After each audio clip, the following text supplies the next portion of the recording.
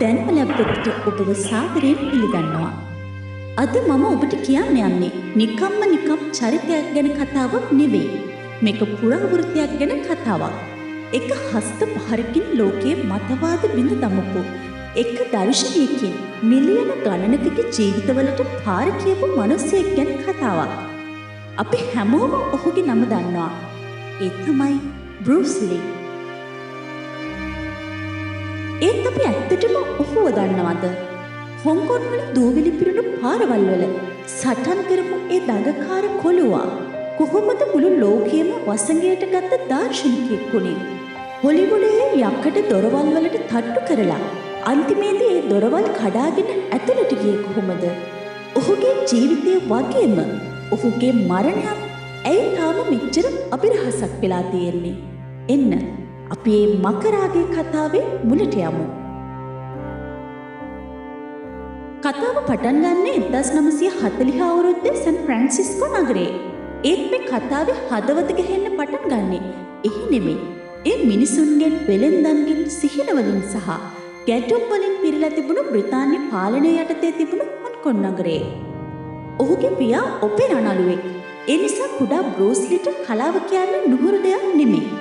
ඒ ඉස්කෝලේ පොත්වලට වඩා ඔහුගේ ඇඟ ඇතුලේ තිබුණු ගින්නට ඕනේ උනේ වෙනමම පිටුවක්. ඒ පිටුව ඔහු හොයාගත්තේ හොංකොං වල භයානක වීදි සටන් වලින්. හැමදාම වගේ ප්‍රශ්නයක්, හැමදාම වගේ සටනක්.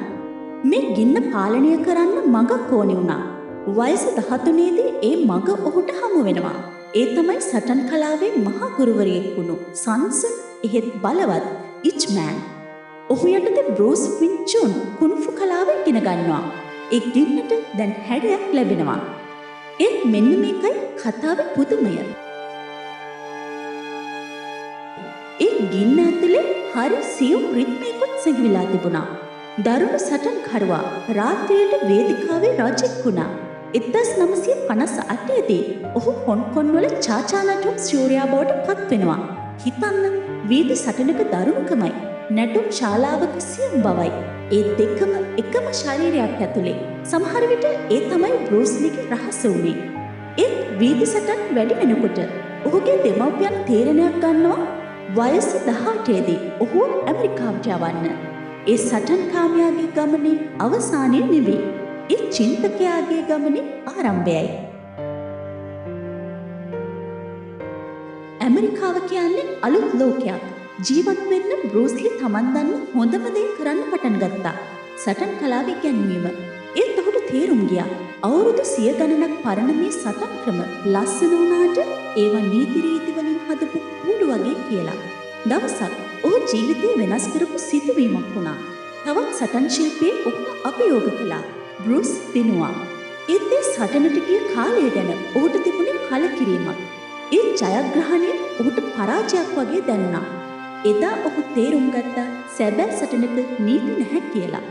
ඒ කලකිරීමෙන් අලුත් දෙයක් ඉපදුනා. ඒකට ඔහු කීවේ ජීත් කුනේදෝ. ඒ කියන්නේ මාර්ගය හරස් කරන හස්තය. ඒක සටන් කලාවක් නෙවෙයි. ඒක කූඩුව කඩලා එළියට එීමක්. ඒක දර්ශනය හරිම සරලයි.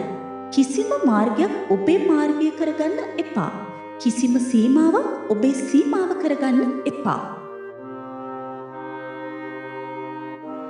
ඊට පස්සේ ඔහු ලෝකයට ඒ අමරණීය වචන ටික කිව්වා. Into your mind, be formless, shapeless, like water. Now you put water into a cup, it becomes the cup. You put water into a bottle, it becomes the bottle. You put it in a teapot, it becomes the teapot. Now water can flow or it can crash. Be water, my friend. Like that, you see? No, I see. I get the idea.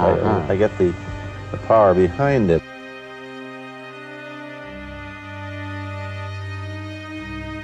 බෲස්ගේ හීනිය තිබුණේ හොලිවුඩේ.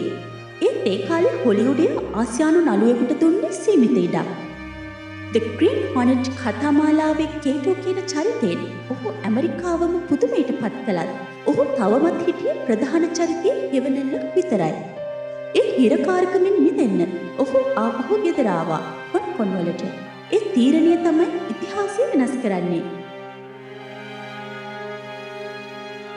ඔහු හදපු චිත්‍රපට The Big Boss, Fast and Furious ඒව චිත්‍රපට නෙවෙයි. ඒව කුණාටු. බෲස්ලි ආසියාවේ රජු බවට පත් වුණා. ඊට පස්සේ ඔහු ලෝකයටම අභියෝග කළා. ඉතිහාසගත රෝම කොලෝසියම ඇතුලේ චක් නොරිස් එක්ක ඔහු කරපු ඒ සටන ඒක සිනමාවේ අමරණීය මොහොතක්. නැගෙනහිර මකරා බටහිර ලෝකයේ ජයගත් මොහොත. දැන් හොලිවුඩයට ඔහු ඕනි වුණා.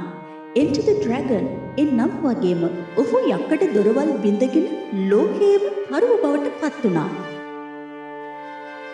ඔහු හිටියේ ලෝකයේ ඉහළම තැන. ඔහු දිනාගෙන තිබුණා. ඒත් කතාවේ කවුරුත් බලාපොරොත්තු නොවූ පරිච්ඡේදය ලියවෙන්නේ 1973 ජූලි 20 වෙනිදා. ඒ දීප්තිමත්ව දැල්වෙනු ගිනිසිලුව එක මොහොතකින් නිවි ගියා. වසර 32දී ඔහුගේ අභිරහස් මරණය ලෝකයේම කම්පනයට පත් කළා. නිල වාර්තාව කිව්වේ වේදනා නාශකයකට ආපු ආසාත්මිකතාවයක් කියලා. ඒත් ඒ උත්තරය ප්‍රශ්න දහසක් ඉතිරි කළා. ඒක ඇත්තටම එච්චර සරල දෙයක්ද? නැත්නම් මේ පිටපස්සේ කුමන්ත්‍රණයක් තිබුණද? ඔහුගේ සාර්ථකත්වයට ඊර්ෂ්‍යා කරපු අයගේ වැඩක්ද? එහෙමත් නැත්නම් සමහරු කියනවා වගේ ඔහුගේ පවුලෙන් ආපු පැරණි සාපයක්ද? ඒ ප්‍රශ්න අදටත් අහස දෙස බලාගෙන ඉන්නවා උත්තරයක් නැතිව. ඉතින් අපි බෲස්ලිව මතක තියාගන්නේ කොහොමද? නළුවෙක් විදිහටද සටන් ශිල්පියෙක් විදිහටද? නැහැ. ඔහුගේ උරුමය ඊට වඩා ගොඩක් ගැඹුරුයි. ඔහු බටහිර ලෝකයට පෙන්නවා ආසියානු වීරයෙක් කොයි වගේද කියලා. අද අපි දකින මිශ්‍ර සටන් කලාවේ බීජය හිටුවේ ඔහුයි. ඒත් ඔහුගේ සැබෑම තෑග්ග සටන් කරන හැටි නෙවෙයි, ජීවත් වෙන හැටි. ඔහු අපිට කිව්වේ අපේ ලොකුම හතුරා අපෙමයි කියලා. අපේ සීමාවන් බිඳ දාලා, අපේම හැකියාවන් විශ්වාස කරලා ජීවිතයට මුහුණ දෙන්න කියලා. බෲස්ලි කියන ශරීරය මේ ලෝකයෙන් සමුවරගෙන අවුරුදු ගාණක් වෙන්න ඇති. ඒත් ඔහුගේ ආත්මය, ඔහුගේ දර්ශනය ජලයෙන් නිර්වන්න කිනේ වචන ටික අදටත් අපි අතර ජීවත් වෙනවා.